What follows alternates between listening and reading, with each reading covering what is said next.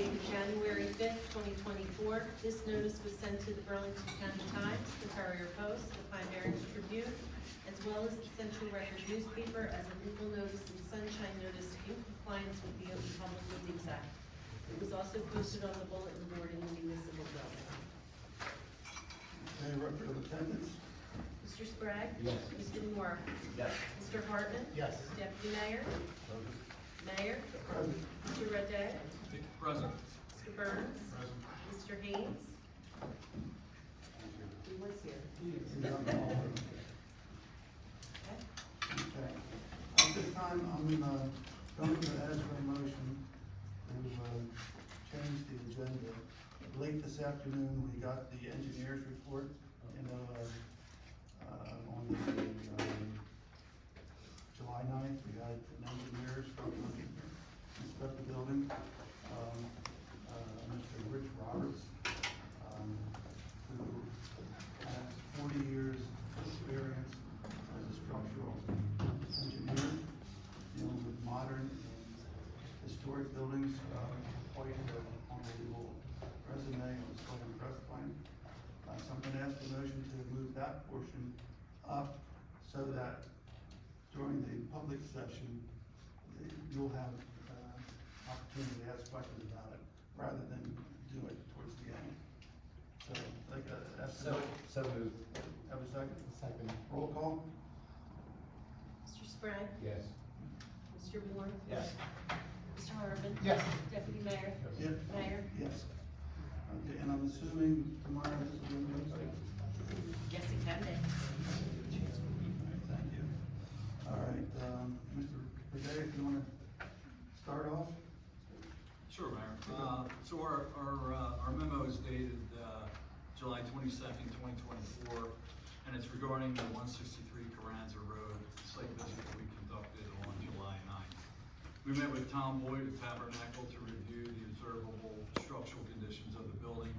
We witnessed obvious settlement of the front foundation wall along the road, Route 532. There's also significant wood decay of the sill plate on the foundation wall. However, we did not observe cracks in the foundation walls that would indicate concerning structural conditions. In our opinion, the building is not in imminent danger of collapse.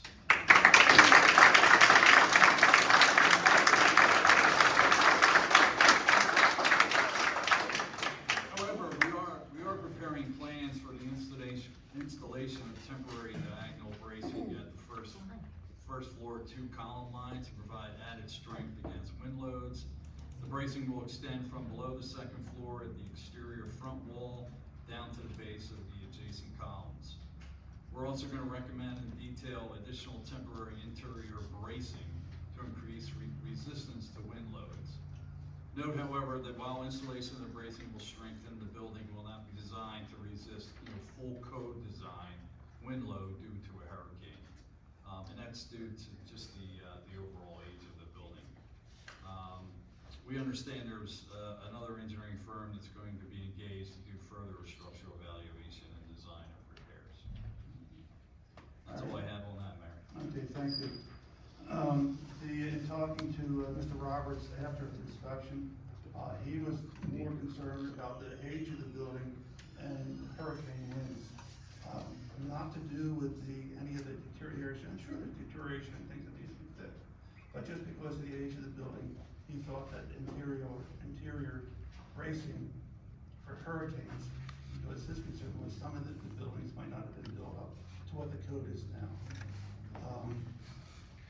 However, we still have a court case going on, and it's up to the judge to decide whether to accept this or not.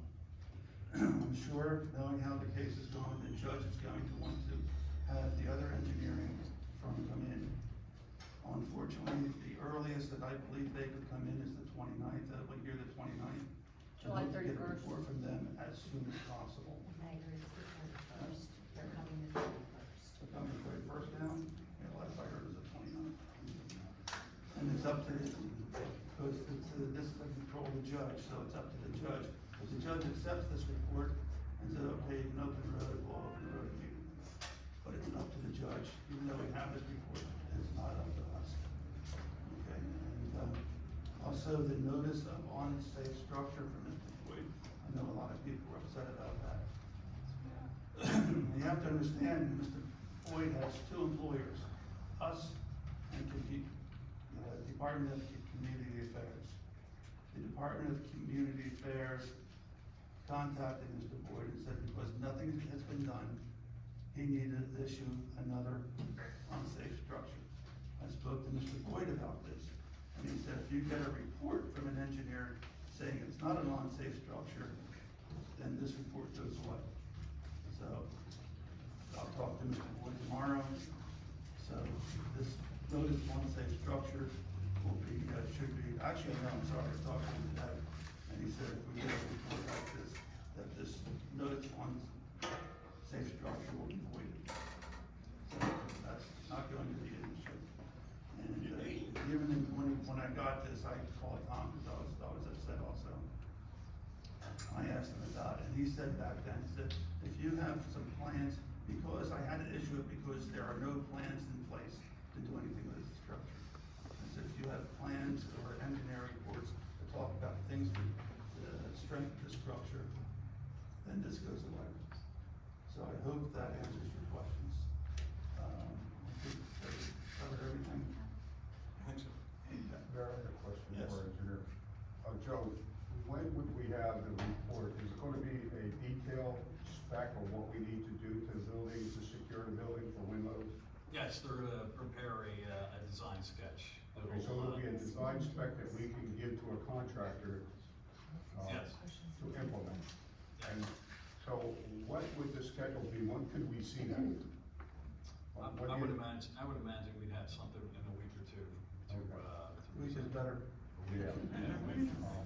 So the reason I asked Joe is if, if we're gonna go back to the judge with this report, I'm sure he's gonna say, well, this says more than it's just not gonna fall down. It says that you're gonna prepare a spec, right? And so I think we as a township need to be able to say, yes, we have a spec being designed, it's gonna be here on such and such a date, and then we're gonna implement that design. And, I can't imagine what other questions he'll have after that. And I believe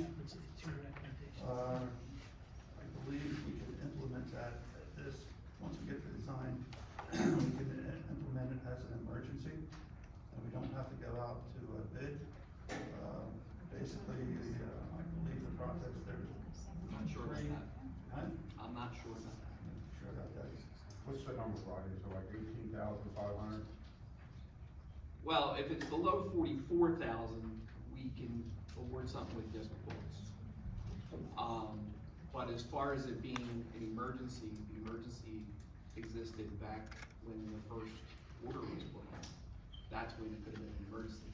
You've now looked at it for 2 years, or however long it's been. I'm not sure that the state would look at it as an immediate emergency now. But if it's under 44,000, then It's under 44,000 for the contract. Right. Then we could do it with just quotes. okay. Yeah. And also, just for the public thinking about this, and I talked to many of you about this, we have to decide what's the future of the town center. And there's a lot of unanswered questions, right? We have an issue with impervious cover. We have an issue with the septic. We're gonna get into that later, and it's on the agenda. Great. Later on the agenda, we're gonna talk about All the public options. works, what we can do, where we can go, what we can do, and kind of come up with a plan of how to attack this. Okay, And well, make good. it safer for them. Anybody else, any comments? Okay, then at this time, I'm gonna open it to, public comment. Yes, Fran? First, I'd like to ask a question, Mayor. Are these comments going to be incorporated into our 4 minutes? Yeah, this is a comment about what I said. This is just, right now, we're in public comment. Okay, so it will be part of our 4 minutes? Right. Okay. Just so everybody knows that this is, if somebody takes 3 minutes and they want to come back up, they only have a minute left on their comments. Okay, so very quickly, first of all, there is an understanding that the judge is not going to accept anything from the Pannoni Group. That's been already discussed by the plaintiffs and others. So why are we paying Pannoni money now to issue in a report that is not gonna be accepted by the judge? And you might think that you can send it to the judge, but the judge already has an order in place, and I can't imagine the judge is gonna say, oh, I am so happy to get this report, because I believe the last conversation with the judge was about them not him not accepting anything from Pannoni. The other aspect of this that's really from a resident's point of view, why did we pay Mr. Lessie thousands upon thousands of dollars to issue all of his nonsensical third-grade reports on the building to sustain the beach reports? He took money from us that should have never been spent, and that is just so unacceptable. So I would say to Mr. Raday, we should not be charged for any reports that you do for this township regarding this report, this investigation on July 9th, because the judge, one, isn't gonna accept it, and two, we've already paid through the nose, Mr. Raday, for reports by Mr. Lessie, and then I have to say, my grandson could write better reports, more competent reports, and we have just paid thousands of dollars when he should have said, I'm not a structural engineer. Suddenly we find out that the guy who came in had 40 years experience as a structural engineer. He couldn't tell us that. He's incompetent, and he has cost the township residents huge amounts of money. If I were his boss, I'd fire his behind. So I'm pissed, I'm really pissed off as a resident that we've had to pay huge amounts of money to your firm and for documents reports we should have never received. We should not have to pay a single penny for anything you've done regarding the July 9th report, because the judge isn't gonna accept it anyway. Okay, so how many minutes do I have left for the rest of my public comments? Okay, we don't know. I have 1 minute and 38, which we can't really see. Hartman, I don't know why you're still here. Have you no shame? You're an embarrassment to this township. You continue nothing to township policy, and you have wasted thousands of tax dollars associating yourself with Mrs. Stone, who knew as little as you did. It's time for you to leave. Don't keep spending our money by collecting your salary. That's the sum of that. And Mr. Moore, you should go also. Well, you're not going to because you're too cheap. But let me tell you, in 2022, you illegally held a Hollywood film on your property with no variance. And the whole township knew about it, okay? You and your family were supposed to get a variance, and you never did. We are paying for your illegal activities. Mr. Boyd should have required the variance, and everyone on committee who knew about it, and everybody on committee who knew about it, should have. Answered me. Man of integrity. Yes, you're the man of integrity. You're a disgrace, and you should cover the cost of that variance even if it's 2 years later. And nobody should have put up with this kind of crap, because just because you're mayor doesn't mean you can evade the law. You are subject to the law, you're not above it. And don't make all the rest of Tabernacle residents get a variance when you and your family didn't have to get a variance. And I have the evidence for this, so believe me, I know you never got a variance, because I did an Oprah review of all your properties. Ms. Brooks, thank you very much. You're welcome. Take care of people like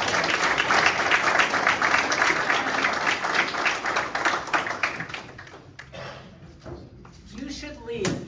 It's time for you to go. Agreed, yes. Are we keeping our own time here? And is that visible? First, good evening, everyone. My calm husband. He's a good dad. Well, I've had it. I'm done. Are you ready? I still see the administrator. It's ready, let's go. All right, Stuart Brooks, Moore's Meadow Road. Just to follow up on Fran's comment, when the week of that filming occurred, there were reports at the next meeting, the township meeting, of all sorts of traffic problems, all sorts. Those are problems that the zoning board, that the LDB exists to handle beforehand. And that never happened, so that was the public harm. All right, my comments. You rely on your staff and professionals for support and advice, and I didn't see that they're giving you good support or good advice. I see you being hamstrung by them and making bad decisions. And I think you should dismiss them, replace them with people who can do a good job. Here's some examples. Our 2024 budget, 3 months late. This budget's been late every year for the past 5 or 10. The clerk, the administrator, and the CFO should have had this to you months ago and should have been pushing you to have multiple public hearings. They did not. They should have steered you to keep the July 3rd special meeting, which we paid for because it was a special meeting. And that could have been a budget hearing, a discussion meeting. We could have discussed Mr. Boyd's July 2 notice. Instead, the meeting was canceled. It was wasted. Mrs. Brown's focus is not on Tabernacle. We see this almost every week. I remember that she was telling official papers not to publish meeting notices. I know it took months of relentless comment to get her to post her hours, just to post her hours. And I remember when she had no idea that a contractor was right outside that wall using the firehouse parking lot for free for his private business. Her municipal complex website is just an afterthought. It's really nothing more than a collection of documents. She's never responded to questions or suggestions to improve it. The last monthly update, as you should know, January, 6 months ago. We pay $132,000 annually for 2 days' work from her at this low level of service. It's an outrage. It just has to stop. And it's not just Mrs. Brown, it's your attorney. Mr. Burns should never have advised you to seek reconsideration of the injunction. He should have advised you to accept the court's decision, recognize the urgency of the problem, and ask the court to expedite the solution. He shouldn't have advised you to open the road on your own because he told the court that you believed it was a dangerous situation. Then we come to Mr. Lessie. His unwavering support for demolition, that was the problem, as Fran detailed. And now we know how his conclusions match his firm's new report. They're completely opposite. His $27,000 invoice, also on tonight's agenda, is also a problem. I'm sure we'll hear lots of discussion about that. My point is, you can't move forward if the quality of your advice and support doesn't improve, and it needs to. You need to dismiss the people who've been steering you in the wrong direction, or at least steering you sideways, and replace them with people who can really help you out, who can really do a good job. Second, you got a gift when the citizens won the injunction to stop the demolition of Old Town Hall. It was a gift of time and independent structural review. Those are the antidotes to the quick and dirty and thoughtless votes of Mr. Moore, Hartman, and Ms. Stone. Those plaintiffs and the many other people who supported them in that effort deserve your and our applause. And it's disappointing that instead of trying to expedite that structural review to secure the building and open the road, you went sideways and asked for reconsideration, messed around with opening up the road on your own, pissing off the court by parading around the building. All of this wasted time and money. This should have been done months ago. Well, that's a pleasant noise. You're very welcome. That concludes my comments. I was waiting to see what sound would come out of the line. Thank you so much.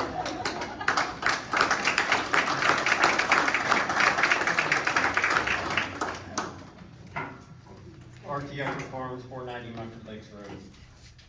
All right, listen, I'm tired of being stuck in the middle of this. We're either gonna come together tonight as a community, or this is the end where we're gonna separate. As a farmer, I'm tired of losing money, still to this day. At the end of the day, the most important thing on my agenda is to provide a living to my 7-year-old and my 4-year-old at home. At home, with the food on the table. I am losing money and tired of this. So you tell me what direction we are going tonight. You tell me who's going to talk to the judge and tell the judge we're going to open this road. I need a date. I got 1 month left to sell my produce till summer is over. 1 month. And then after that, it's fall and second cutting of hay, where I have to get through all these fields again, the second time. Then it's winter time. If we get to winter time, what am I gonna do? Sell snow cones to make a living for my family? At the end of the day, this is what I'm telling you. We're either coming together as a community. I didn't work 20 years to get to this point. I didn't work 20 years to have the judge tell me the road for my customers to come on is closed. This is the first time that I am not taking a loss for somebody to tell me this doesn't need to end this way. So what we need to do is work together. How can we work together? How can you pull the farmers together in this town? Sammy, how can we work together to get all the farmers back on the same page? What are we going to do? There's your answer right there. Trust the mayor. We're trying to work with the judge as best we can.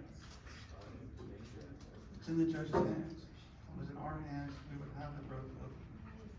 But who closed the road the first time? The judge is not closed the road. Exactly. So the people that closed the road the first time should be taking, Your lawyer told him to. the people that closed the road the first time should be taking the brunt of it, not my wallet. I shouldn't be taking the loss. That's right. So you need to tell the judge, August 1st, this road needs to open. Tell him. Somebody tell him. At this point, what is the penalty? The penalty is not my farm. It will not be my farm. Tell the judge, open the road. My voice is clear. Write a letter to the judge. I put the no farmers, no food stickers are up there. The Farm Bureau is all over this. At this meeting, I do not hear anything, this will go up to the state level. New Jersey State Agricultural Board will be on this.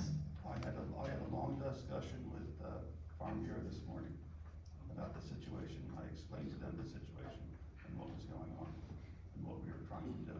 Yes. No, well, it's not you. And I appreciate you coming to my farm, and Mr. Barton, I appreciate you stopping at my farm. It's not you guys. I understand. It's the committee. I understand. It is you guys. Yeah, Sandy Market Stone did this to you. And also the New Jersey farmers up there with my article in it. And I appreciate it. Thank you. Building that's not in any danger.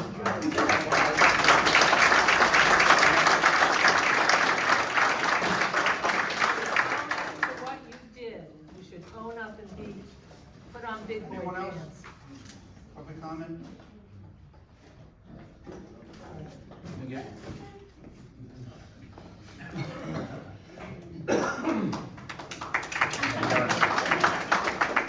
Patrick Duff, Haddon Heights resident. You're not Tom Lisi. I'm glad you're not Tom Lisi. Your sign says you are. You know, the gentleman before me, man, I'm so sorry. You know, like, you guys have failed the town by, especially you, Mr. Burns, by doing that motion to reconsider and submitting those, I mean, I don't even know what they would be called. They were all like rubber stamped versions saying that this building is about to fall down tomorrow. And we're months after you said the building's about to fall down. We've had an earthquake, didn't fall down. You're now saying we need a hurricane to make it possibly fall down. When a couple months ago, it was about to fall into the road on a bus full of kids. And I'm just really confused at how it got to this point, because you have somebody like Mr. Redmond, who has a garden center, who's been coming to the mayors. He went to you first, Mr. Moore, years ago, saying I got a problem with Mr. Boyd. You said there's nothing you can do. Went to you next. There's nothing you can do. Went to you. There's nothing you can do. Mary Alice Brown, the administrator, told me today that she didn't even know that there was an $819,000 fine on the man's property. You did say that. What'd you say? Can you tell me? Let's hear what you said. I said that I know that there are fines collecting. I'm not sure of the exact final total. I told you over a year ago what they were, so you know. Yeah, listen, I'm here to say this. I'm gonna ask, please. There's a speaker here, he's the only one to speak, okay? Thank you, you wanna speak, you'll get your turn. Mr. Boyd is bonded, right? He's bonded as a professional in your township. You, sir, you should sue Mr. Boyd, and you should sue Pannoni, Engineers, because they're the ones that caused this. They're the ones that told you that the building was falling down. You two believed it somehow, when you were just in the building. You guys were in the building with 30 contractors on March 12th or 13th, were through every inch of the building, and the contractor said the floors didn't even creak. So you know, it's interesting because that movie that was shot on your property without the variance, it was about somebody coming to the place and saying, hey, we're gonna kill you unless you give your one person up. Give one person up, and you'll stop the apocalypse of the world, right? That was the premise of the movie. Terrible movie, by the way. But think about that. Think about that, the premise of the movie. Here you have, you know, this Boyd guy who's terrorizing your township. You say you can't do nothing about it, but he helps you get your variance, buddy, or not get your variance, or not need your variance. Probably showed up at the film site, didn't he? I bet he was there talking to M. Night Shyamalan, acting like a big shot. He was communicating by Yeah. email. So the issue I'm having here is that you know Mr. Boyd, and you've taken advantage of Mr. Boyd for your own good. But when it comes to Mr. Redmond, you can't do nothing? That's weak. That is fraudulent. Because the way that the municipal codes work in New Jersey is that the mayor is the head of all buildings and structures and the building department. You're in charge of that. They fired his butt in Pemberton, but you can't do it here? So, and sir, imagine this. Just 5 months ago, they were here saying the building's about to fall down the road. Somebody from your firm said that. Do you want to apologize to the people? I'm not aware of that. You're not, yeah, well, he was sitting right there. So, I mean, I think you all owe an apology, especially to this man right here, and he should sue the balls off you.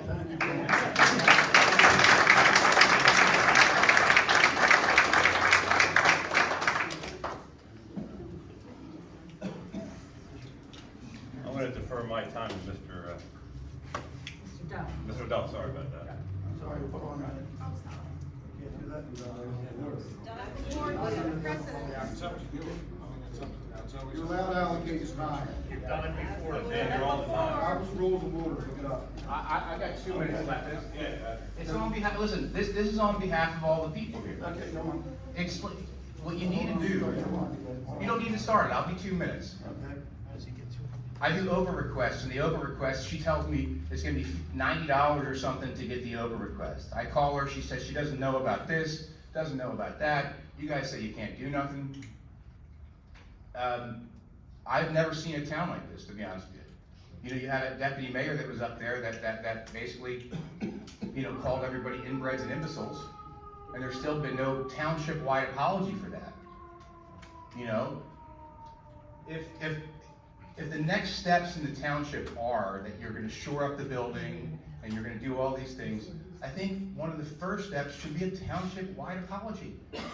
Who screwed up? Just like, I mean, you screwed up. You should go. And you should resign, and you should resign. You should definitely resign in the fact that Mr. Boyd didn't hold you to a variance to shoot a goddamn Hollywood movie. Think about that. I mean, you got cars coming in, trucks. Didn't you build a structure? You built a structure, right? And here you have a structure you claim is gonna fall down, you close the road, and you affect this man's life and everybody else's life. And remember, Mr. Lisi doesn't live in Tabernacle, Mr. Boyd doesn't live in Tabernacle, Mary, you don't live in Tabernacle, do you? But you've done this to these people. Mr. Burns, do you live in Tabernacle? God knows. Just think about that. So what if we put a road closure right in front of your house? Maybe that's the next step.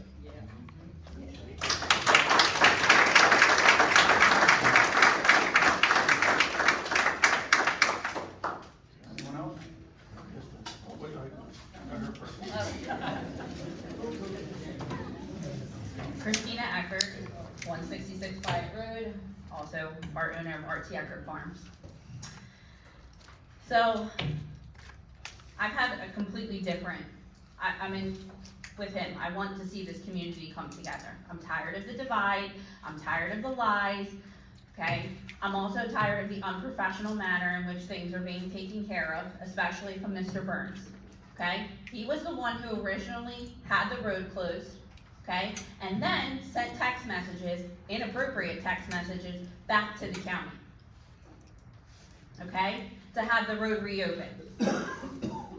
Today, when I was with my 2 children, taking them to soccer camp, I get a call from my husband informing me that a certain member on this board is going around telling other citizens here that we are personally going to sue him, just him. Okay, that my husband and my father are personally just going after him. My husband has reached out to this person multiple times because at one point he respected him and looked up to him. And at this point, I can tell you that no, we're not choosing to sue anybody because we want to see the community come together.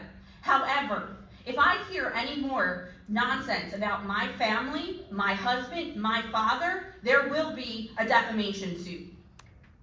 My father is a well-respected attorney here in Burlington County.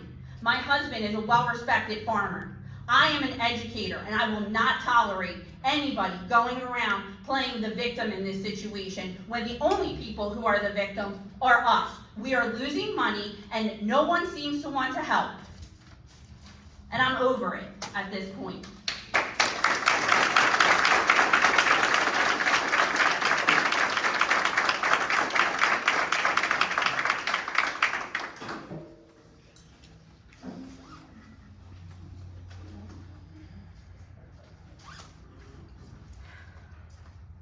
Good evening, Joe McNally, Flagstone Drive, Tabernacle.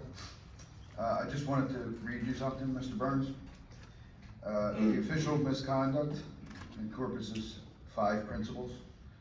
I think you ought to look into making a letter of referral to the Burlington County Prosecutor's Office. The 5 principles are fraud in office, willful neglect of duty, abuse of official power, excess of official authority and oppression, and the unauthorized intentional infliction of injury upon a person. We are looking into this. I hope you guys do your due diligence. Thank you.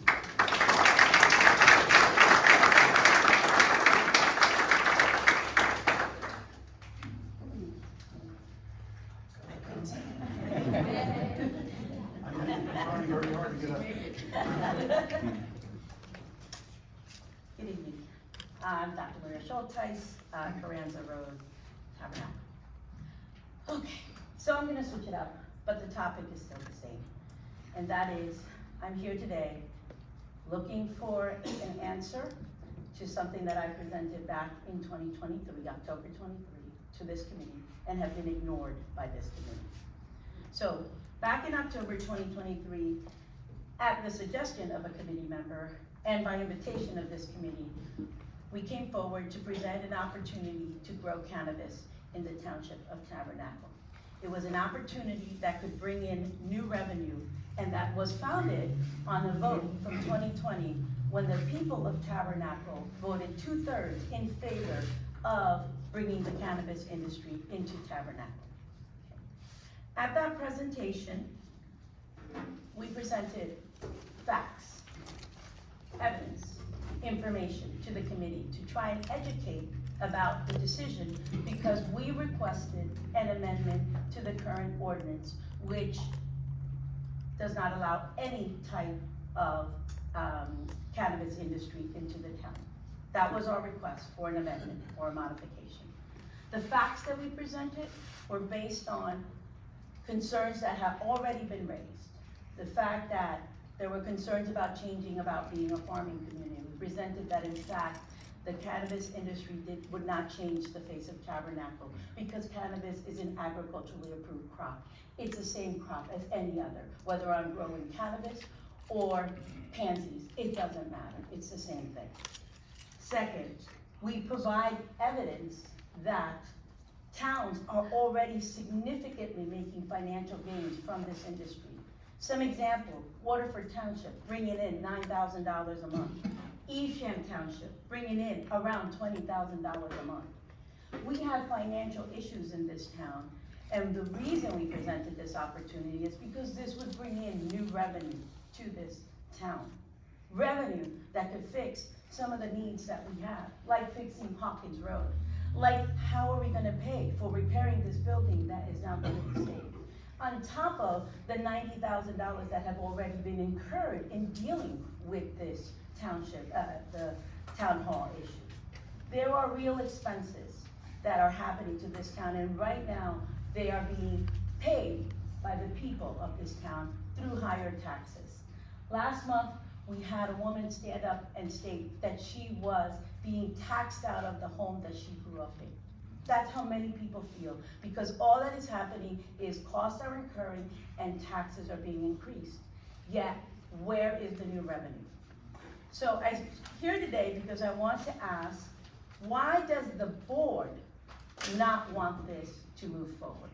Because the people already spoke in 2020 in favor of this opportunity.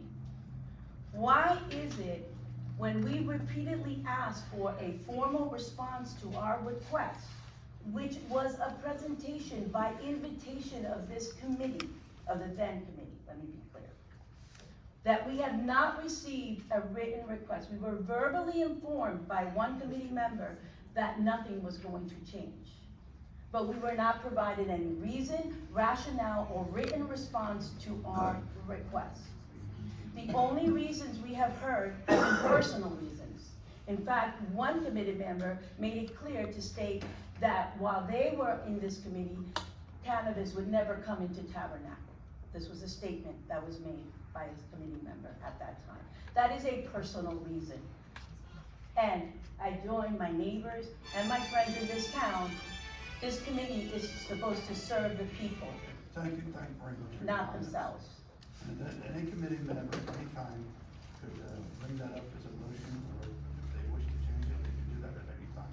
Well, we were told that it was brought up and that there was a response, but we have yet to receive. I don't recall it ever being brought up as a motion. Well, There was an opportunity at a meeting to bring up a motion to amend the ordinance. And then I believe it was Mayor Moore at the time who asked that no member of the committee wanted to amend the ordinance. I would like that in writing. I have requested, that's the first time we are hearing this, and I have requested it in writing. It may not be in the minutes because there was never a motion. There was never any, there was the presentation, and then Mr. Moore asked, because they asked if anybody wanted to make a motion to amend they asked to grow cannabis in, and I believe it was Mayor Moore, it couldn't have been Mayor Grant, but I think it was Mayor Moore, asked if the committee wanted to change the ordinance, and there was no. But that should be in the minutes. If that question was asked of the committee as it was supposed to be, then that should be in the minutes. And I have yet to see that, and I have yet to receive a written response. All right, thank you very much.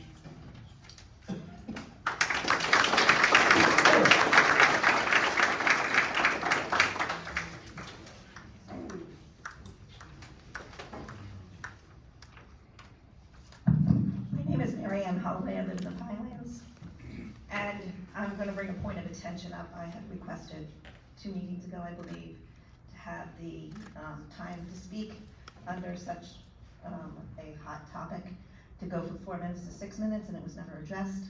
It was never mentioned again, but I'm asking again as a point of attention to make a motion on it, not make a motion on it, do something on it, but the time needs to be increased. This is not a little subject. So I hope you give me a little bit more time, but I have made the request without any type of answer. I'm gonna make a point, and I would like an answer. Under the Unified Code of Construction, the Uniform Code, Construction Code, the state of New Jersey is 115 pages, and I took time to read 115 pages. There are 3 forms of government, and the construction official under each form of those government, of those structures,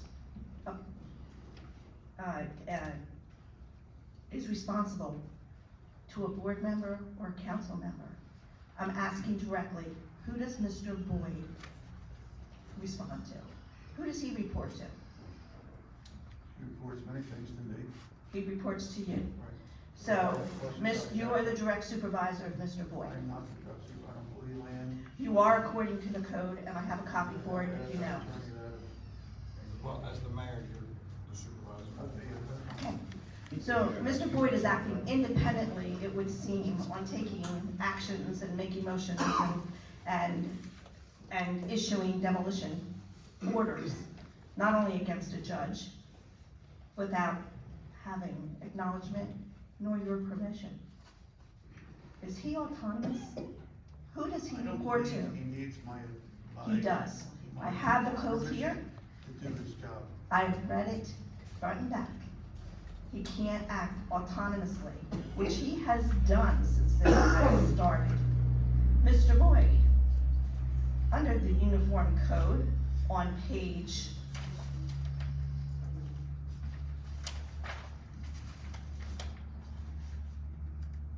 on page 94 is the enforcement codes. And on page 94, the courts in New Jersey have no jurisdiction over what's going through with Mr. Redmond. So when you brought him to court, they didn't have jurisdiction. You know that you had to bring him. I'm sorry, Mr. Lisiani, the right here. I'm sorry, we all get it. So Mr. Boyd had no right bringing him to court. It had to go before the Department of Community Affairs, just this municipality spent the money to prosecute Mr. Redmond incorrectly. He knew it, it's malfeasance. And if he reports to you, Mr. McNaughton, you better find out why. And those fines that happened to Mr. Redmond shouldn't have happened. They didn't have the jurisdiction over him.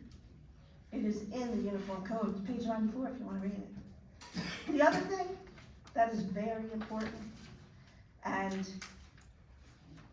sometimes when people have knowledge and they know what you don't know, they take advantage of it. So when you start knowing what they know and it's brought out into the light, it becomes very, very apparent that you have a rogue employee that's acting autonomously. Every bit of drama that is happening in Tabernacle goes back to one source. And that source needs to be stopped. Because under the demolition, that's on page 82, Mr. Boyd had a legal responsibility to shore up that building the moment he said it was unstable. May I? Thank you very much for your comments. I'm gonna ask for 2 more minutes, because as I've asked Thank you very before, much for your comments, because nobody else. Take my time. I did. You can take my time. all right, thank you so much. On page 82 and 83 of the code, he had a legal responsibility to make that building temporarily safe, whether or not legal procedure granted described any other substitution. He also had the right and the legal power to have emergency repairs for the purpose of this section under the construction, shall employ the necessary labor and materials to perform the required work expeditiously as possible. He also had the right and the legal right to come to you to redirect the funds out of the budget to have it happen. Yet he allowed what he called, not anybody else, an unstable building with the possibility of falling down to stay unsecured. When he knows the code, the man is highly licensed, highly. So if this municipality does not do something to stop him, this is gonna keep going on. I don't know how he came up with the last one, but we're all going, he's gonna find the township. So the township is gonna pay $2,000 a week, and they're gonna find themselves. And then what are you gonna do? You're gonna foreclose on the township? Is the township foreclosing on the township? And I understand it's gone, but how did he start it to begin with? So, as I'm reading the statutes and knowing what he knows, it becomes apparent that he is working autonomously when he has no legal. Mr. McNaughton, you are where the buck stops. This needs to be addressed. This can't stay the way it is. He's hurting the community in a whole, and he's hurting certain individuals as retaliation. This is about ego. This isn't about unsafe structures. He had no right with Mr. Redmond. Under this code, Mr. Redmond does not have to bring his building up to today's standards. Anybody in the real estate industry knows that, except for Mr. Boyd. So, I am going to stop. The township owes Mr. Boyd an apology. I mean, Mr. Boyd, and they owe Mr. Redmond an apology. You're welcome.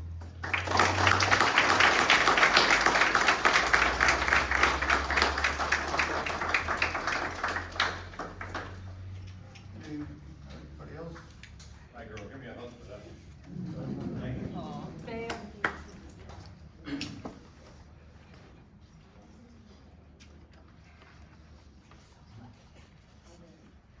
Ray McCarty, 368 Tuckerton Road. I'm speaking tonight as a private citizen of Tabernacle. When I'm in libertarian mode, I believe that all drugs should be legal, not just marijuana. After all, we're all responsible adults, aren't we? Well, the sad fact is, we're not. So there are laws about drugs. And currently, marijuana is still a federally restricted drug. So I don't blame you for not wanting to consider that in the past. If we think about it, say we got $20,000 a month income, that's $240,000 a year. If there are about 2,000 dwellings in Tabernacle, that comes out to about $100 a person, a household. It's not a significant savings in my book. $100 a year. So, you know, and until it's a federal, it's permitted federally, I don't think we should get involved in that. I don't believe that banks, do banks deal with marijuana dispensaries and all? I don't think they can. So it's a quasi-legal deal right now, you know? And we shouldn't get involved in that until it sorts itself out. Switching gears, I like old things. I like old houses, old cars. When I see things, how would I fix that? And that's how I feel about the old town hall.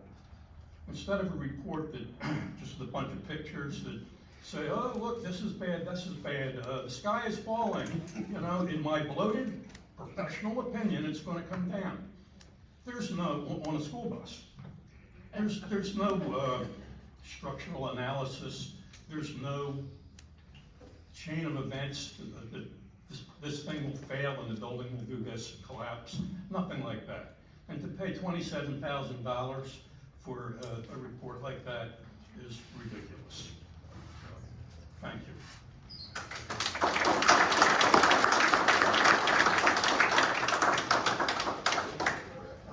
Hold on, anybody else?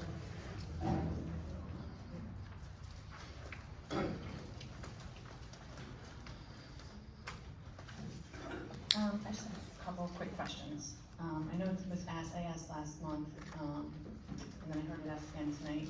What is the fine? Angeline, Tabernacle. What is the fine for opening the road? Whatever the judge said of that. I believe the judge. It would be contempt. But you guys are already in contempt of court, so what's the fine for opening the road? I'm just asking a question that we don't know.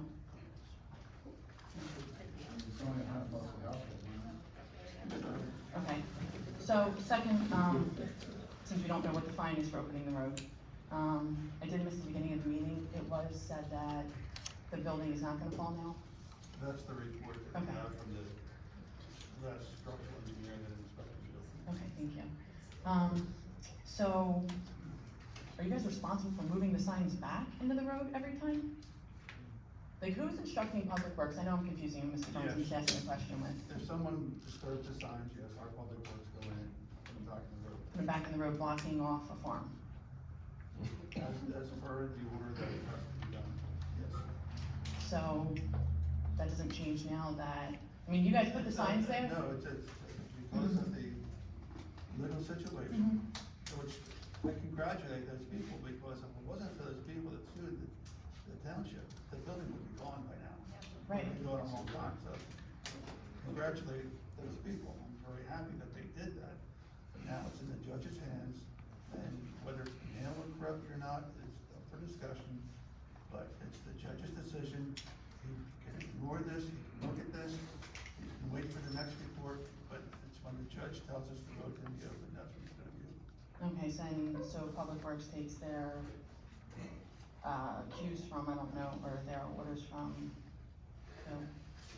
From us. From you? Okay. Okay. To maintain the blockage that's supposed to be there, yes. Okay. Two more questions. Is there ever been a time where there was detailed invoices for the professionals in the agenda? Or just a random amount? You guys get the detailed ones, though, right? We get details. Did you get the detailed ones? Okay. And then, last question is, with payroll, are the numbers on the left, referring to page 17, is that per employee? That's employee numbers, yes. That's employee numbers. I'm assuming that's what you're talking about. I mean, the Tabernacle has I think it's like 18 employees, maybe? Does that sound about right? I don't know the, ish, I don't. Think it would be in around Around there. 17? It was under the payroll accounts.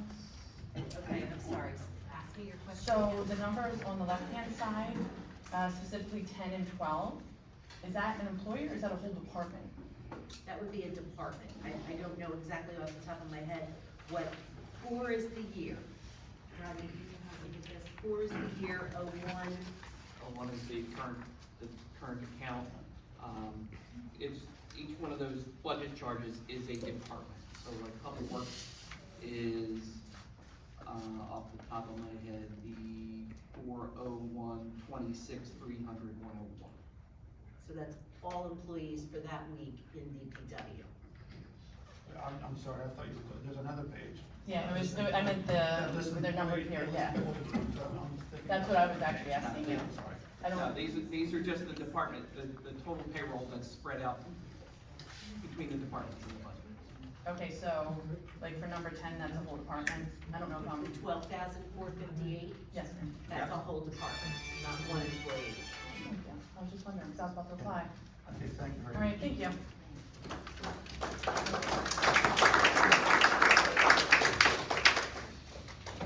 Anybody else? All right, Fran, you want to second bite? Just try to keep it for a couple Yeah, minutes. because this is Fran Brooks, voice in a row. First of all, if you allow one person to speak beyond the 4 minutes, you have to allow everybody. Otherwise, it's a civil rights violation, and Mr. Byrne should be telling you these things. That's his job. What I really want to refer to is talk about are the closed session minutes that we keep getting from Clerk Brown. Your minutes violate the Open Public Meetings Act, and you do it constantly and regularly, and always have violated OPMA. One of the most egregious examples is that you don't put in the minutes the individual votes by committee members. By now, you should know this, Mrs. Brown. You've been a clerk for over 20-plus years. You write in the, I'm using the April 22nd, it's right there in the law. If you don't know it, why do you bother to go to court? Says, and why do you have, don't answer me because that's your approach. Don't answer me, don't respond to me because the fact is that you don't do it right, you never have been in conformance with OPMA, and you're just lucky I haven't sued you for your violations. You write in the April 22nd minutes, consensus of the committee is to move forward with filing the motion for reconsideration. You don't say who specifically voted for the motion. That is illegal. You can't do your job properly or legally. You should be removed. And I hope you folks get around to changing the clerk and the administrator in this town because we need it desperately.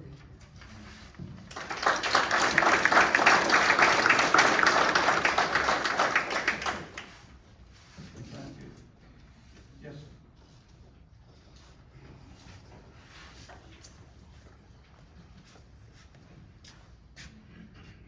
Brian Serafini, 100 Alkins Road. Mr. Mayor, last meeting, you promised me you would have an answer about Hawkins Road tonight. What's our answer? Yeah, I thought what you wanted was the survey. You got the survey, right? No, we were talking about how we were gonna pay to pave this road. Did we get the funding? Funding to do, approximately half the road. Next year, we'll put in for funding for the second half. So we're gonna pave half the road. Yes. Which half are we paving? Preferably not the one that flows Mr. Riddick? from this resident. Yeah, it would be from the basin here on 206 back up to the next intersection, or the two intersections up. So you're gonna go to Worrell Road? Yes. Have we figured out what we're doing with any type of stop signs, speed signs, rumble strips? Okay, the rumble strip, we talked, the fire, company is very much against the rumble strip because, Speed humps, not rumble strips. rumble strips, I'm sorry, yeah. No, we haven't discussed that, but, that's something that should definitely put on. Also, another thing that they do is, periodically they put zigzag lines on the side of the road. That can tend to mentally slow people down. Not everybody, but some people. So are we gonna put signage on the road? Have we looked at weight limits on the road yet? Weight limits, we're waiting to, try to develop an ordinance, because we don't have an ordinance. How long are we gonna wait? And I'm just being honest, how long are we gonna wait? Cause I've been here for a year, coming to these meetings, for a year now, since July of last year. And I've been promised the fall, the spring, now the fall again. When are we paving? When's the project starting? The survey is complete, correct? I emailed you the survey, did you get it? Yes. Okay. Yes, yeah, I got the survey. So I wanna know when are we starting this project? When are these ordinances gonna be I done? believe it's has it been awarded yet? No, we haven't finalized the design yet. We just met with, Public Works on, July 17th to do a site walk, look at some of the drainage issues. So after that, we were gonna come up with some solutions to, address some of the ponding on the road. How long does it take to come up with solutions? I've been hearing it for a year, honestly, a year. And now we are only gonna pave half the road after I was told the road was getting paved completely. No, I don't think. It was, yeah, Mr. McNullen, it was. And prior to Tom Lessie, when Tom Lessie was here, he even met with me, and I think I told you this, he met with me personally. Him, Bart, and Kevin Worrell from Public Works, they came to my office, met with me personally. And you know what Tom said to me? He goes, if I leave, he goes, nothing's gonna get done with this road, and it's gonna be a debacle. That's what I was told. Correct, Bart? Thanks for backing me up. You know, it's just one of these things that I feel like I'm completely getting lied. And why can we only pave half the road? Because that's all we have to fund. That's how we have to fund it? We can only do half of it? We can't find, Mr. Haynes said there was money in there to pave the other half of the road, but Mr. Barton decided he didn't wanna take out extra money out of there because it might cost too much in interest. What's it gonna cost in 2 years, Mr. Barton, to pay for this? Have we looked at that? So, as I tried to help you understand before, we have a road program. I understand we have a road We're program. getting our grant every year. Hey, we could go pave the whole damn town and it's cheaper to pave it 10 years from now. But I still haven't gotten an answer. I was promised at the last meeting, we can go back in the minutes, we were promised.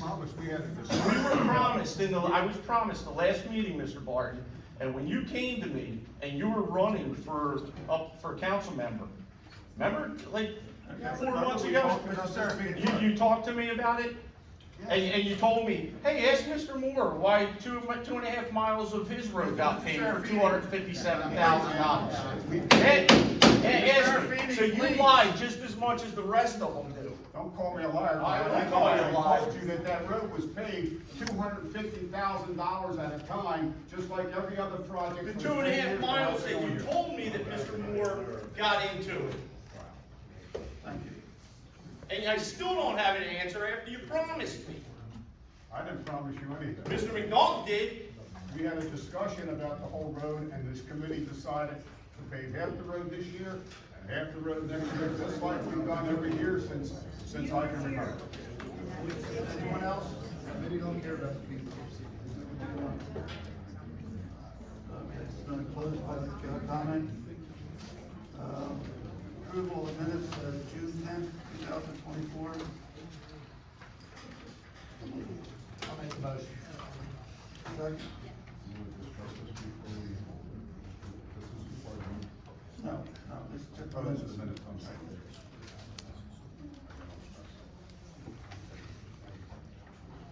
Do we have a second? Okay, roll call? Mr. Sprague? Yes. Mr. Moore? Abstain. Mr. Hartman? Yes. Deputy Mayor? Yes. Mayor? Yes.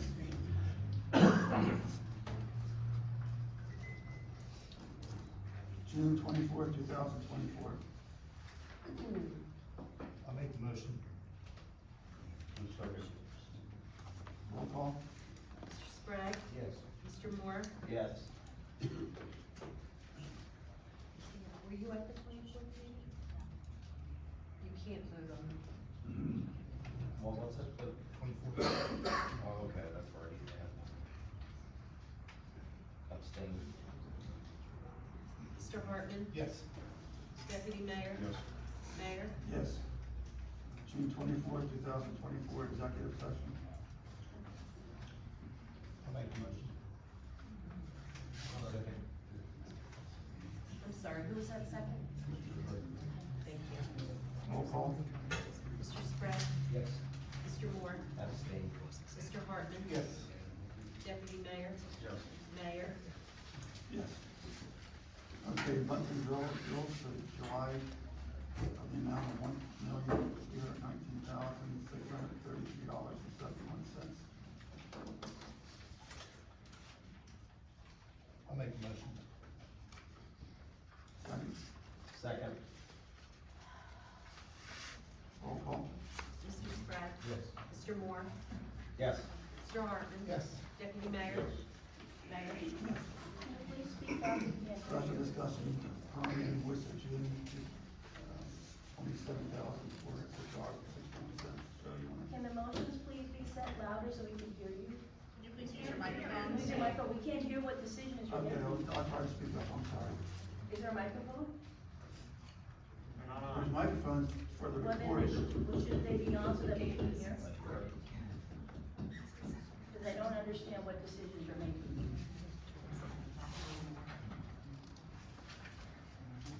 Hold on, we'll see.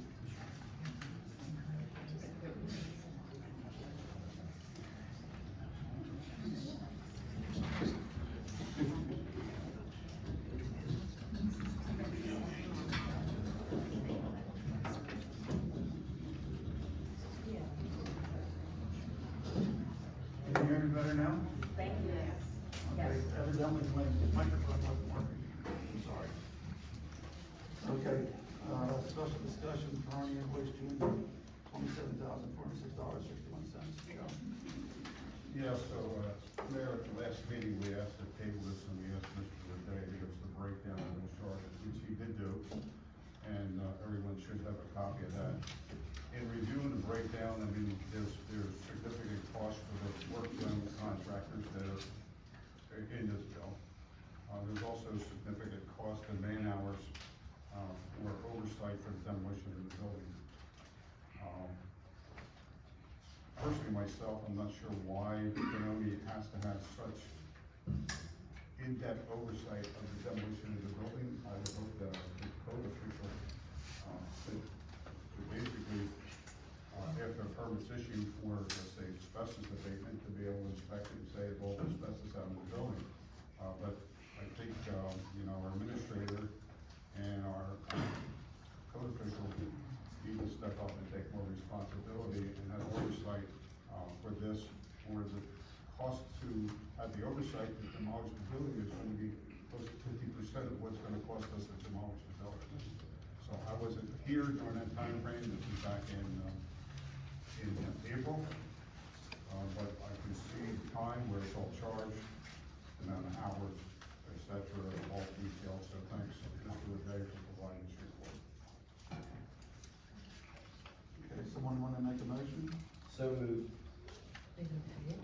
Second. Have a second? Mr. Sprague? Yes. Mr. Moore? Yes. Mr. Hartman? Yes. Deputy Mayor? Yes. Mayor? Yes. Resolution 2024-69, public hearing on the 2024 municipal budget. I don't know if it's proper at this time, I get it, it's part of the budget, but I'm going to make a suggestion that the committee for the fiscal year 2025 reduce their salary from $7,000 to $5,000. I'm second that motion. Roll call. Can I clarify first, please? Did you say for the 2025 year? Oh, no, I'm sorry, 2024 budget. I'm sorry. The budget that we're talking about. Okay, that's what, I just wanted to clarify. I'm sorry. Do you have an issue with that, with the budget already being introduced, even just because of the salary resolution? Yes. Okay. Mr. Sprague? Mr. Moore? Yes. Mr. Hartman? Yes. Deputy Mayor? Yes. Mayor? Yes. Okay, at this time, I'm gonna open it for a public hearing on the budget.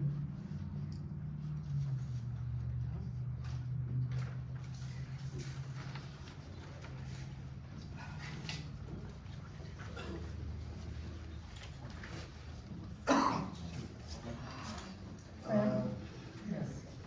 We'll start with 1 minute and see what happens.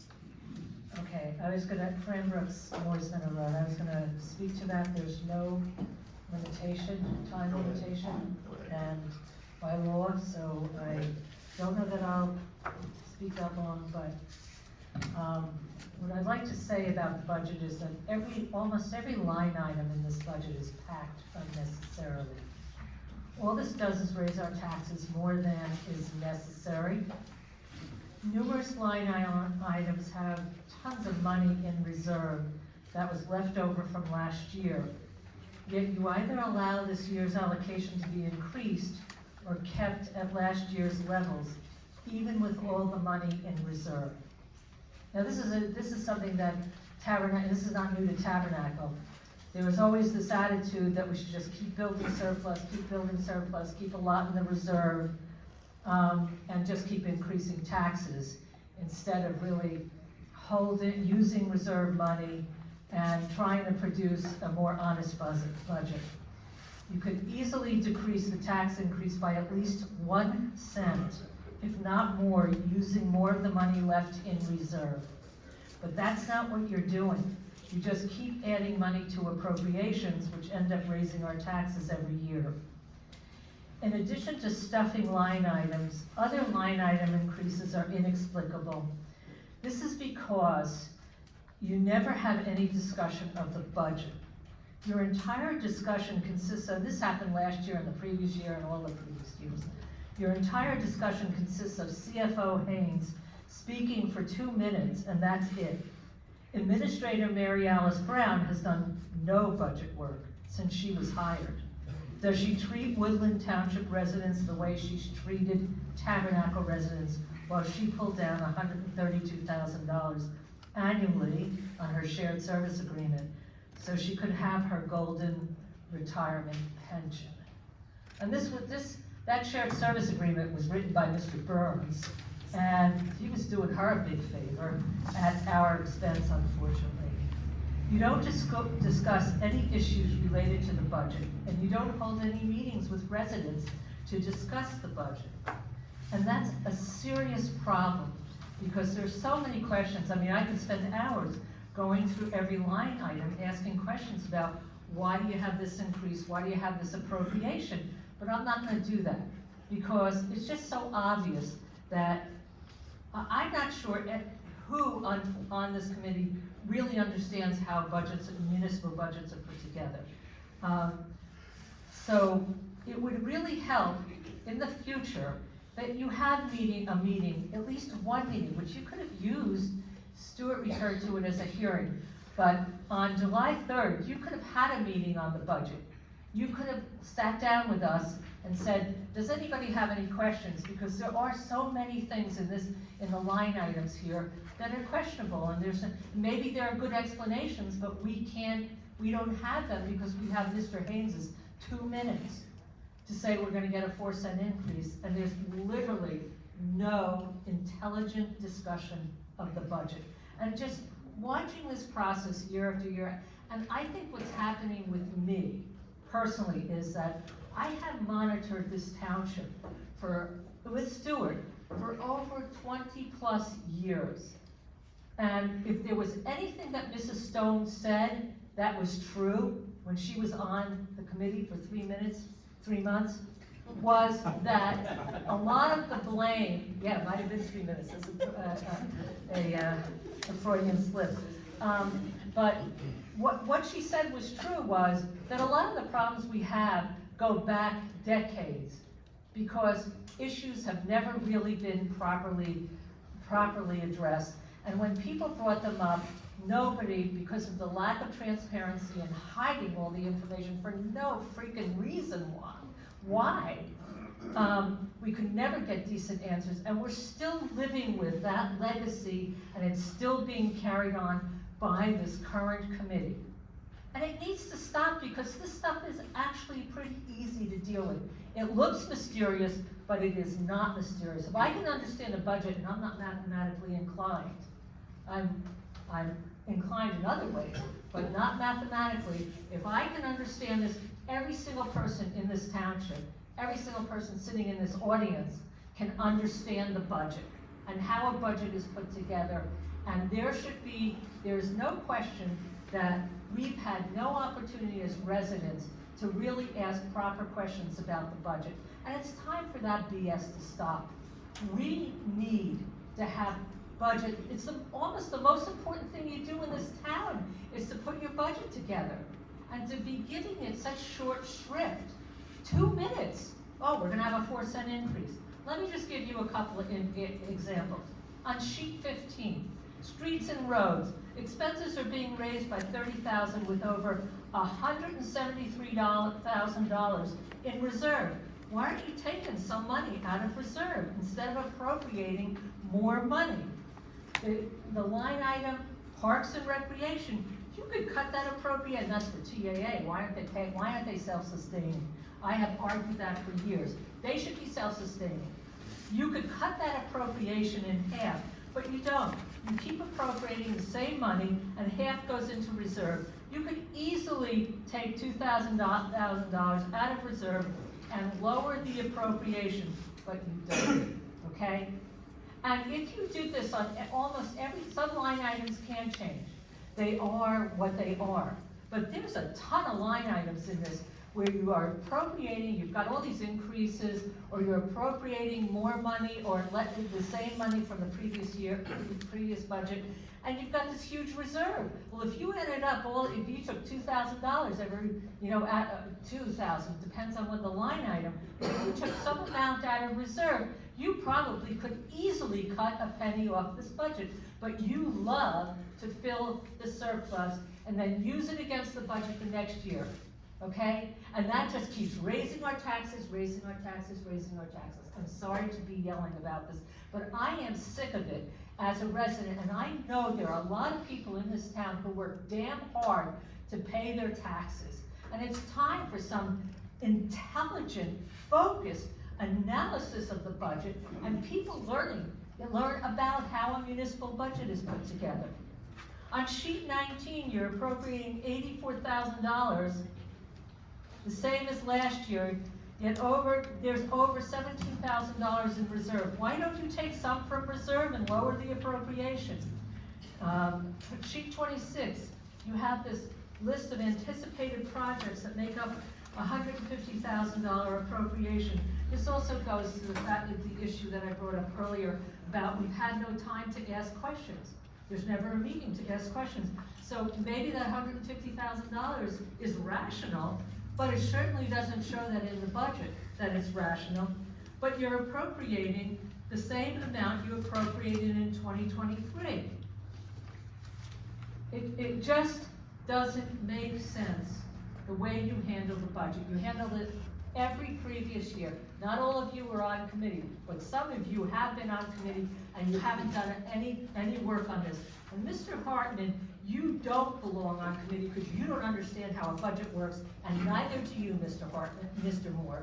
And it's time for this crap to stop, excuse my English, because we are paying through the nose unnecessarily.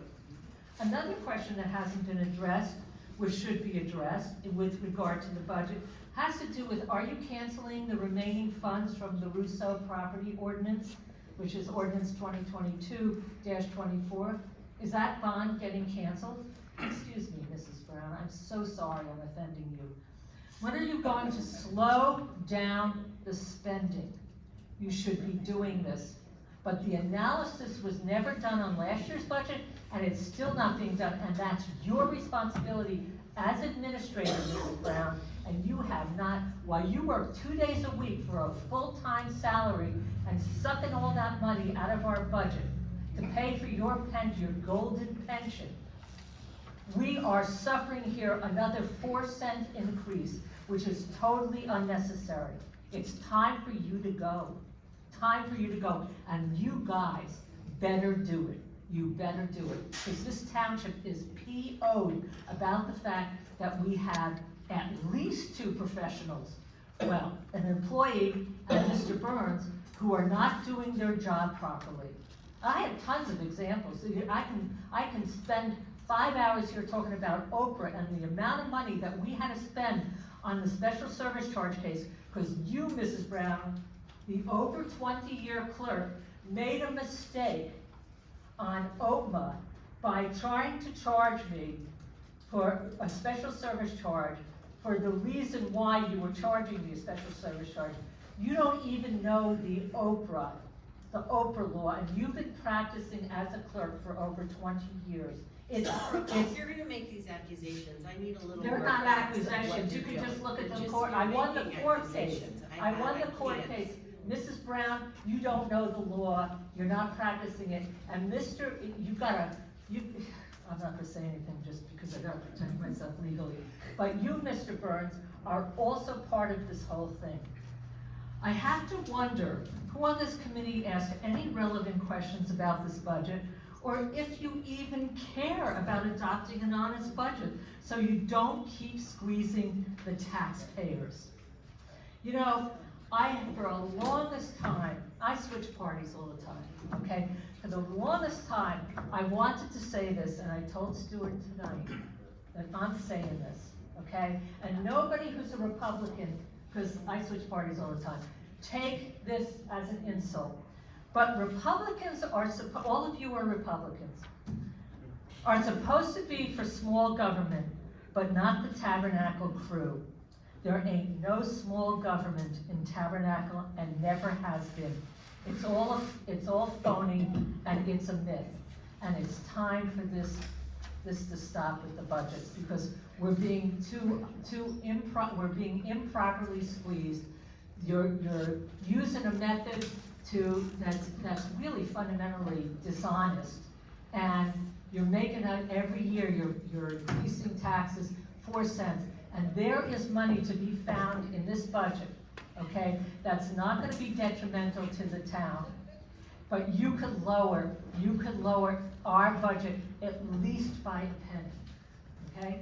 Thank you.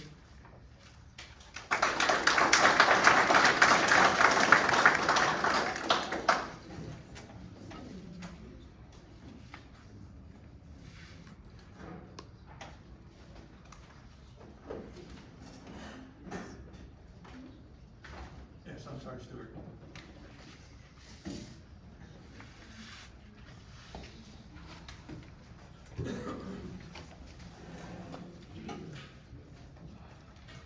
Thank you, good evening again, Stuart Brooks, on Meadow Road.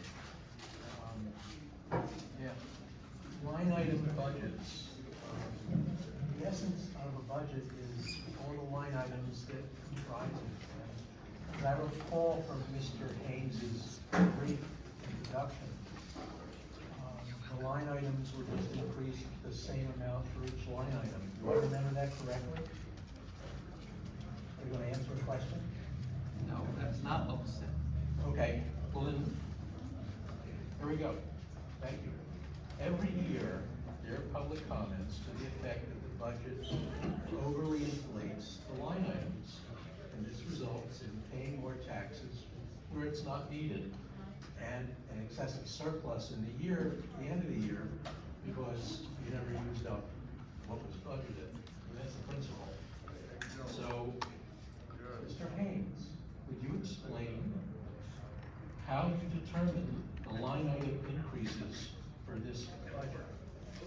Line items, I looked at individual line items, at what was done, brought up about the. Mr. Haynes, no, there's not, I can't even, shut it down.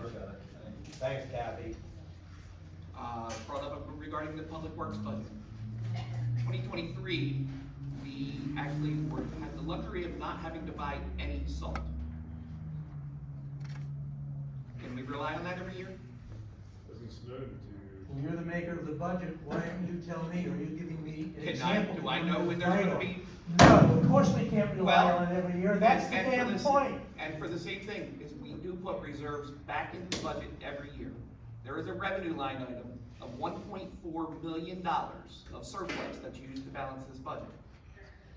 Proper budgeting is, yes, you put in items in your budget in case of an emergency that you might have somewhere along the line, so you don't have to raise and have a deferred charge in the next year. If we can have transfers within the year to make something work, that's where you come up. The increase that was introduced was not 4 cents, as has been said. It's I do recall that, what it's you said, I'm 2.8 sorry to interrupt, but I do 2.8 recall you cents. saying that. Well, I also recall you saying that. Okay, it's 2.8 cents, which is approximately $200,000. The $200,000 is about $108,000 for fire company expenses, basically to make sure that we can continue to have the manned crews during the day. Our insurances went up $45,000 or $50,000.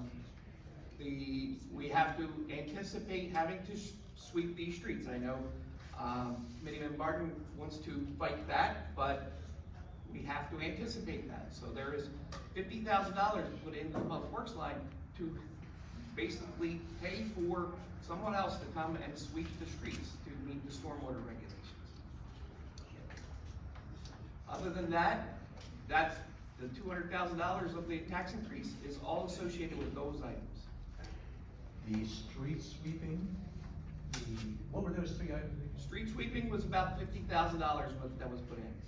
The insurance, liability insurance was $45,000 increase that we know of.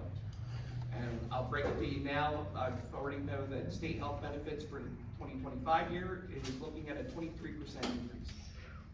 And the last one was $107,000 put into the fire company's budget, basically for additional equipment repairs and things like that, but also to continue the day crew shifts that were previously funded with a grant. Okay, thank you for the information. Here's my problem. I mentioned this previously in my public comments. We're always late with this budget. My understanding is it's supposed to have been adopted in April, I think. I might be wrong about that, but I'm close. We're a long way from April. You intend on adopting this budget this evening. This is not an easy document. There's a lot in it. You can tell that Mr. Haynes has a lot of information about it. So far, other than tonight, we've had the briefest of presentations, not much discussion. And here we all sit, or stand in my case, trying to understand what's in this document, what is necessary and can't be cut, what might be a little fat and can be cut, and it's an awful lot to put on your plate and our plate at the last minute. Had there been an emergency or something that caused this lateness that is unavoidable, understandable. And we'd say, sure, not a problem. But this happens every year, year after year after year. I mean, what can I say to convey the frustration of how you conduct business? Important business. This is sort of the backbone of what the township does, is how it's going to pay for what it does, and how much in taxes it's going to ask from people to make that payment. And It's a bad way of doing business. It has to change. I can't make a change. You guys have to make a change. And frankly, I think the change has to come at your professional and department head level. I think they have to have the rigor, the whatever it takes. They just have to know they have to get this done. They have to get it in your hands, and they have to push you to have not one meeting in July, the end of July, to have multiple meetings and a hearing in February, March, April, May if you have to. And I don't understand why, and I'm looking at you, Sammy, and I'm looking at you, Mark Hartman, your names are switched, but I know who you are. You should be looking at all of us. I'm looking at all of you, but they were the last cast of characters that had control of this, and so I point them out. But yeah, I look to all of you, let's have a change next year. All right, on a line item question, easy question. You ought to put in for timing, you ought to put money in for a timing clock. Not expensive. I should be able to see how much time I've got left in my minutes for public comment, and that will help you out too. You ought to have money in there for a sound system. We all ought to be able to hear you as you deliberate. But I know this is a different. We're currently working on the sound system. I know this is a difficult room to amplify, and the acoustics are not that good, but. But we are currently looking for the sound system. Okay. Let me review my notes and see if there's anything else. Oh yeah, two more items. One, I see we're paying $132,000 for the cost of the clerk administrator again for 2 days a week. As I've said before, I think that's outrageous. We're not getting good service for that money. That turns out to be about $325,000. It's a 5-day job. That's just come on. I don't have to beat that drum anymore. Second question, what were the total costs to date to build the for the effort to build the municipal complex on Carranza Road? And I didn't know if I'm asking that to you, Mr. Haynes, as the CFO or as the preparer of the budget, or if it matters. How much have we spent and where did it come from? I can't answer that question right now because I don't have those detailed records here because we're not. Can you give me an approximation? Without looking in the details, I cannot. I'm shocked, sorry. I'm shocked that you can even give the public an approximation for how much that frolic costs. And again, I'm looking at you, Mr. Moore and Mr. Hartman. That was just a brutal decision that led to a road closure that's causing terrible pain. And I think we should know how much we put into that hole. Can we get that information for? We can get that information. Thank you, those are my comments.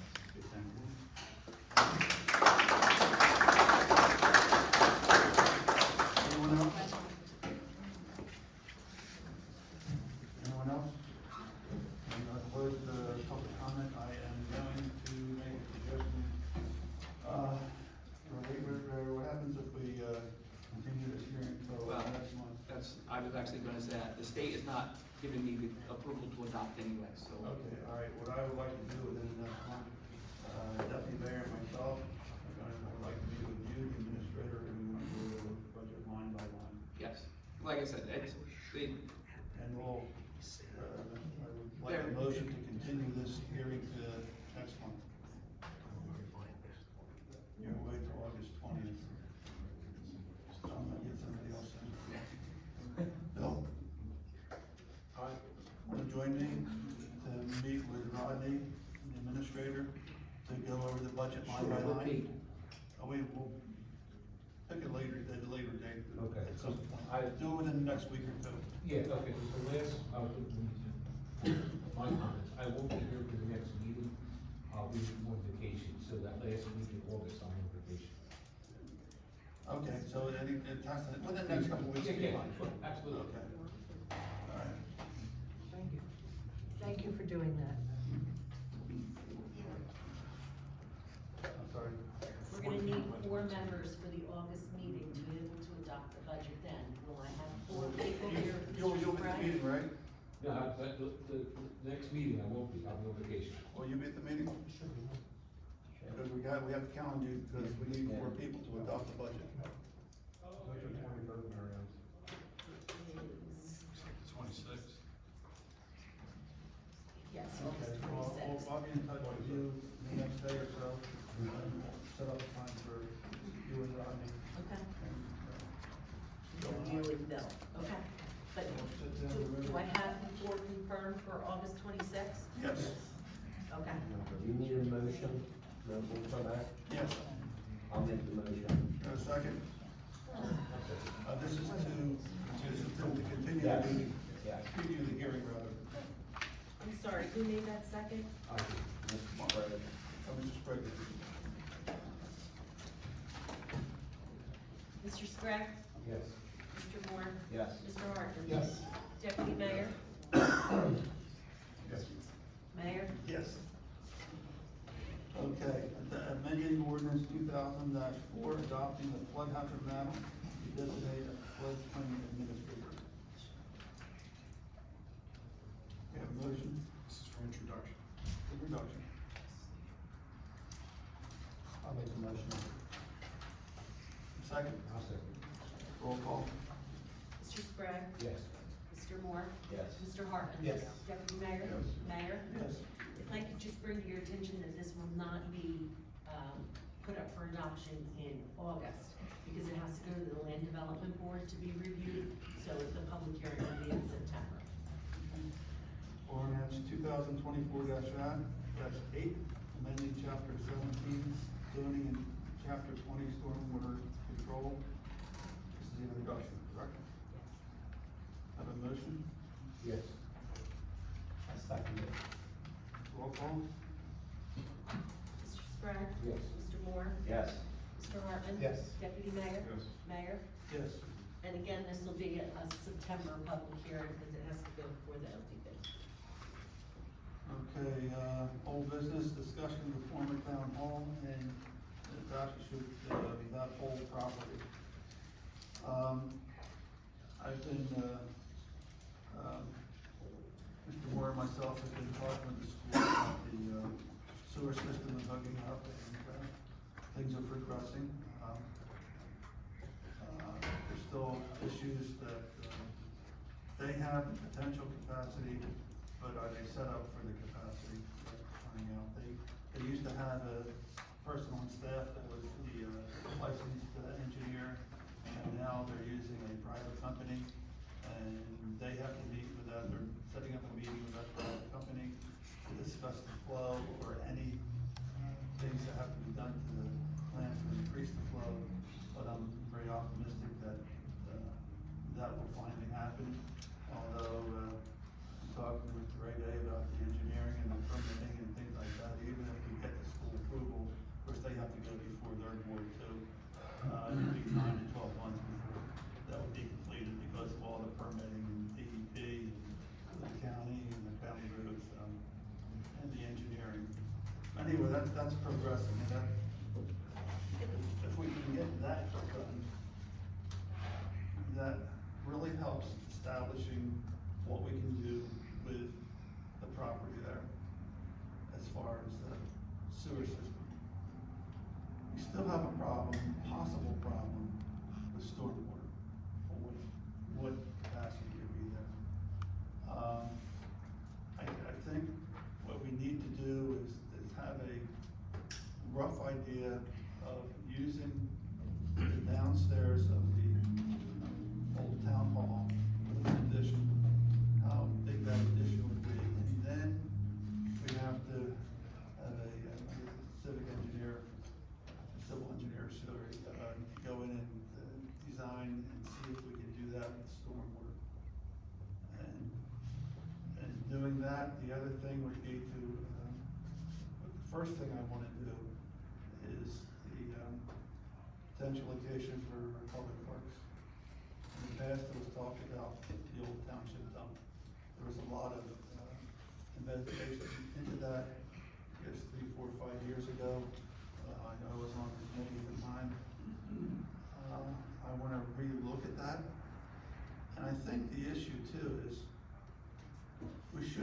okay, we have this big building that we wanna put here, can we put it there?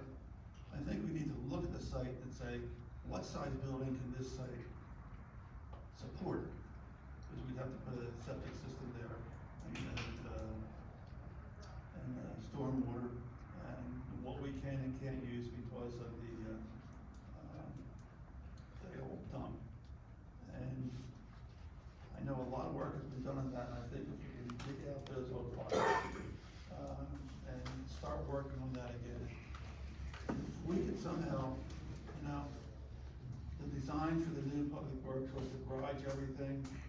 Well, that big equipment doesn't need to be garaged.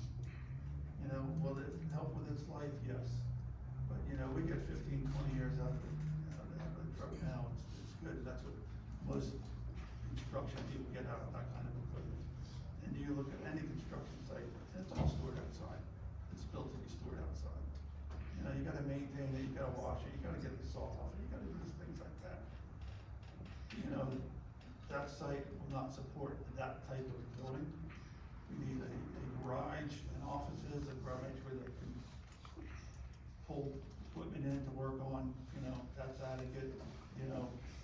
Another room for meetings or whatever, and offices, and then, just the area around it for parking. So I think if we can look and get Public Works over there, and eventually, hopefully, try to do something with the town hall site once we get Public Works off of there and the other buildings off of there. So, I'd like to have a committee, Joe and Bill, if you're gonna be gone all month, I'll stand in for you for this month to work on that and see if we can dig out any of those old files and reports. The other thing I would like to do, though how much you wouldn't believe it, but I do hate to spend money. We had an environmental consultant who was also a township resident, who was just excellent. And he always thought of the township first, and saved the township for money. That was Mr. Stewart. He did a great job then. I think he could do a great job now. I know if we could, and he was involved in that study of the dump back then.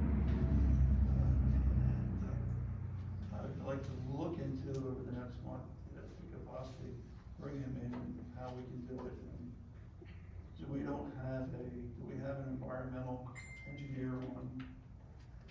Yeah, so that creates a problem, right? So, next month, yeah, I don't. Yeah. There's always the ability to talk to them and ask them if they're willing to end the contract early.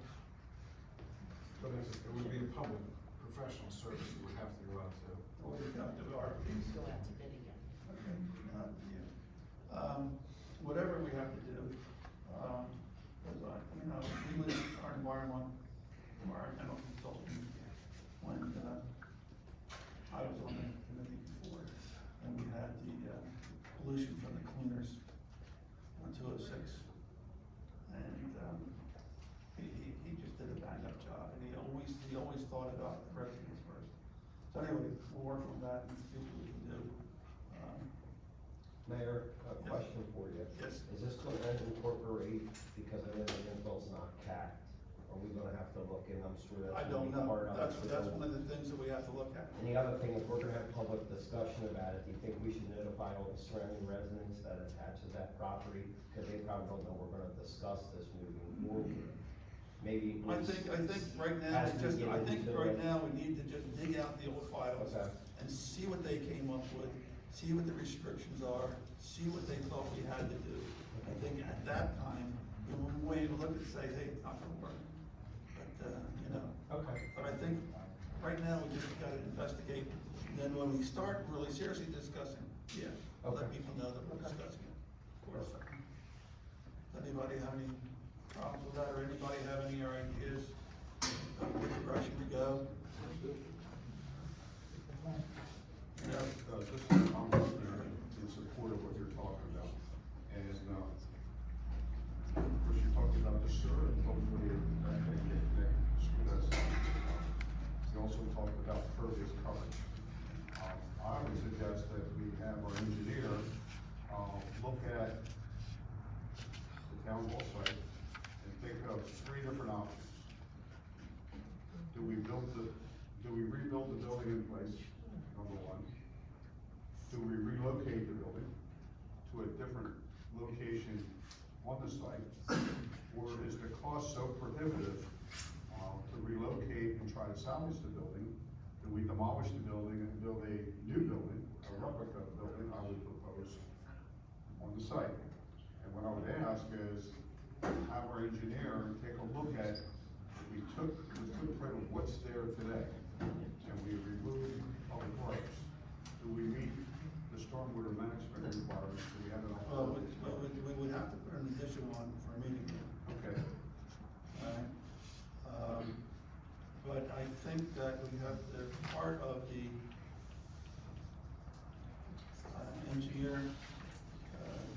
from the lawsuit, part of what they're going to do is to discuss, what we can do to rebuild the building. So I think we need to wait for that report, to see what that report says, and then go from there.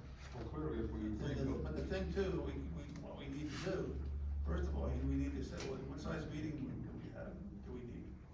So are we gonna put on 100, are we gonna put 75? What is the size? We have to determine what size the structure's gonna be before they can do anything about stormwater. That's, if they don't have that, we're just guessing. Let me ask for an engineer. Joe, if you took the size of that township property, would you be able to reverse engineer and say what square footage your building could fit on that property for stormwater management? We could, yes. Okay, could we at least do that? Then we'll know.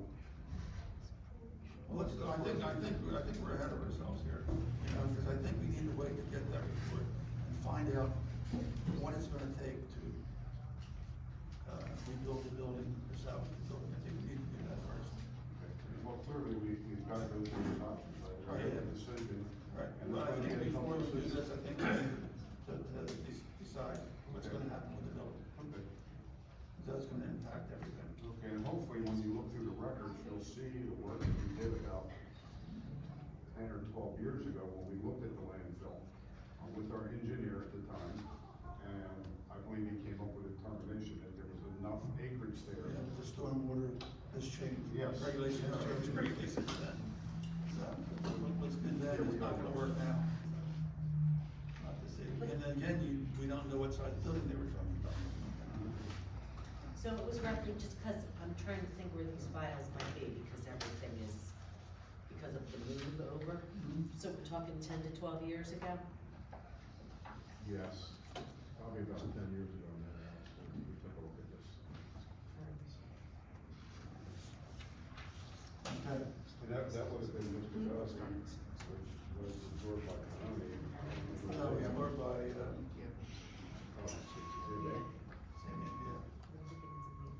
Oh, was Joe involved in that? no, Dave goes in. Well, no, but Joe was under Dan. Sorry, Joe, Greg? Greg. Right. I don't remember. Well, he would be the one to contact Joe Greg, and maybe he can dig up the files from the CNA. Okay. Maybe he still has them. Yes, sir.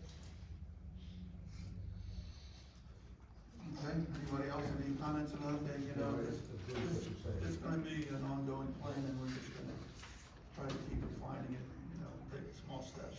Okay. All right. Consent agenda, resolutions. Resolution.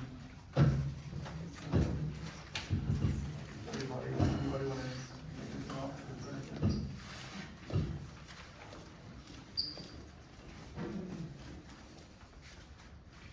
Okay, have a motion to approve the consent agenda. I'll make the motion. A roll call? Mr. Hartman? Yes. Deputy Mayor? Yes. Mayor? Yes. Okay, reports. Administrator. All right, the overall report is submitted, monthly miscellaneous collection, $7,839. You already covered the unsafe structure notice. The septic system, the Board of Health reversed their decision. They are allowing us to use the tank as a holding tank, and we are having it pumped weekly, more often if we start getting heavy rains. So the portable bathrooms have been removed, but like I said, we are having the system pumped weekly. I do have a meeting with Public Works and the state OSHA on Thursday for her to come out and review everything, make sure the water is turned back on, because we were looking at violations for not having proper shower facilities for Public Works employees or eye wash stations. So she's coming out to verify that all of that is in compliance now. Okay, tax collector. She submitted her June report for $70,237.98. She didn't state this, but I just happen to know it, tax bills will be going out late, so the August 1st due date will be, extended.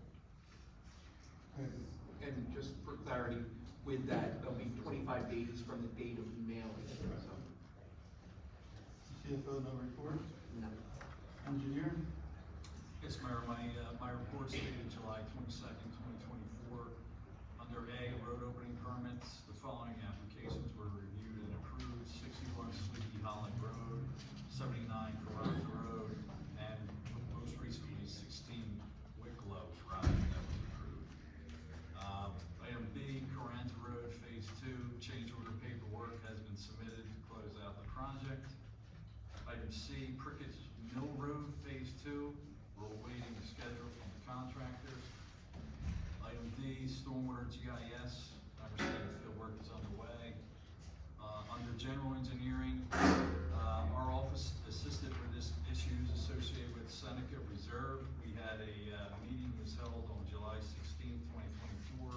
Joe Bray from CME is gonna make a recommendation, I think, to council on the next steps. I set up a meeting with the residents with Monarch Woods. That conference call is tomorrow, July 23rd at 3 o'clock. The mayor touched on assisting the township with the septic repairs.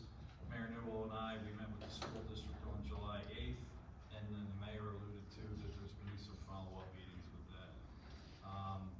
Hawkins Road resurfacing, the design plans have been drafted. We submitted that to the town and also to one of the residents. We met with Kevin and Bart on July 17th to review the existing conditions and possible solutions to address bonding, and we'll prepare a report of our findings on how we can address some of the ponding. We also observed a sinkhole on Hawkins Road when Mathis Construction did that work with the inlets, and our office is gonna reach out to them to address that sinkhole. They're still under their maintenance bond, so we'll get them to repair that. That's all I have, Mayor. Okay, thank you. Fire chief, you see attached report. Recreation director, no report. Public Works Director, Sophia, another report. Mr. Sprague. No comments. Mr. Moore. Just one thing, just wanted to hit, I think everybody knew, Tabernacle had a 4,000 to 5,000, just over 4,000 acre wildfire.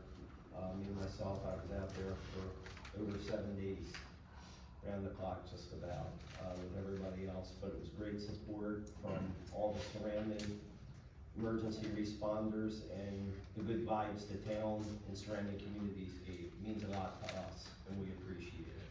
And, thank you for all that support. That's all I have, sir. Thank you. Mr. Hartman. No, next time. Deputy Mayor. Okay, the only thing that I would like to discuss would be the time of the public comments. I would like that with the public comments be 3 minutes. We start with 3 minutes in the beginning of the meeting for agenda items only, and at the end of the meeting, 3 minutes for general comments. That's the way it used to be years ago. I'll make the motion. Sorry, was that Mr.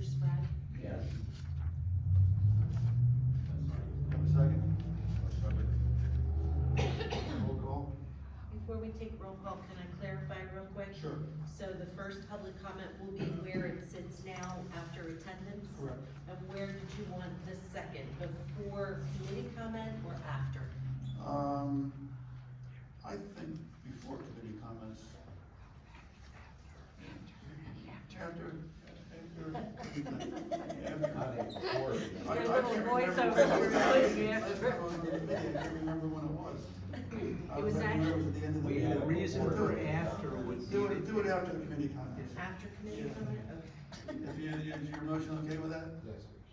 Okay, your second okay with that? Yes, so 3 minutes for agenda items at the beginning of the meeting and 3 minutes for general, Yeah, after. after committee comment. Okay. Roll call. Mr. Sprague? Yes. Mr. Moore? Yes. Mr. Hartman? Yes. Deputy Mayor? Yes. Mayor? Yes. Okay, with that, executive session, 2024-80, authorization to enter into executive session. Would you like to read the resolution? Sure. Resolution 2024-80 is a resolution of the Township of Tabernacle authorizing the Township Committee to go into closed session, whereas the Township of Tabernacle hereinafter the Township is subject to the Open Public Meetings Act, NJSA 10:4-1 et seq, the Act, which requires that its meetings be open to the general public. And whereas Section 10:4-12 of the Act permits the Township Committee to go into closed session, which is not open to the general public for certain limited purposes enumerated in that section. And whereas the Township Committee hereby desires to adopt this resolution to go into closed session at this time in order to, 7, discuss any pending or anticipated litigation or contract negotiations in which the Township is or may become a party, and any other matters falling within the attorney-client privilege, and as well as 8, discuss any matters involving the appointment, termination, terms and conditions of employment, evaluation of performance of any specific prospective or current public officer or employee of the Township related to 7, contract with Pemberton Township for shared services, the construction official, 8, position of Tabernacle Township Administrator, and again, 8, resignation of employee 1088. Now therefore be it resolved that the Mayor and Township Committee have determined to enter into closed session for the reasons articulated above immediately after passage of this resolution. This resolution shall be kept on file for public inspection in accordance with statutory provisions. Be it further resolved, the minutes of said meeting shall be made available for disclosure to the public, consistent with NJSA 10:4-13, when the items which are the subject of the closed session discussion are resolved and a reason for confidentiality no longer exists. We have a motion? Yes. Second. Roll call? Mr. Sprague? Yes. Mr. Moore? Yes. Mr. Hartman? Yes. Deputy Mayor? Yes. Mayor? Yes. Okay, I suspect it's gonna be about 15 minutes or so. Thank you very much.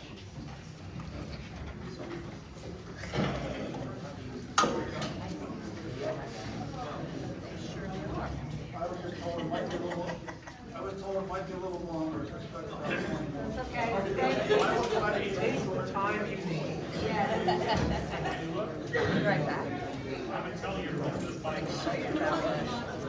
Phillies game started. Oh, no.